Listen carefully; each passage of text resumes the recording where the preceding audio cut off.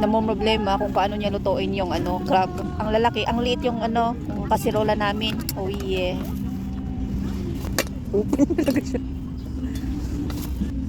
Namomroblema kung paano niya lutuin yung crab. Ang laki-laki yung crab, 2 piraso. Ang liit yung kaldero.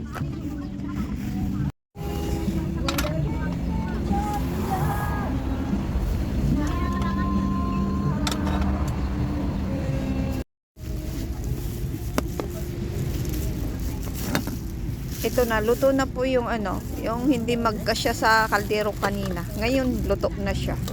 Ayan oh. Oh yeah. It's gonna eat.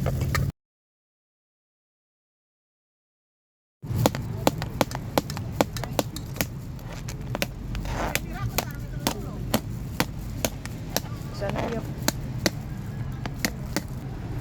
yung laman lang.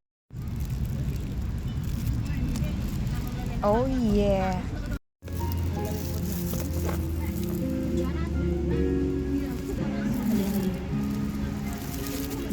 Kunan mo to ulit.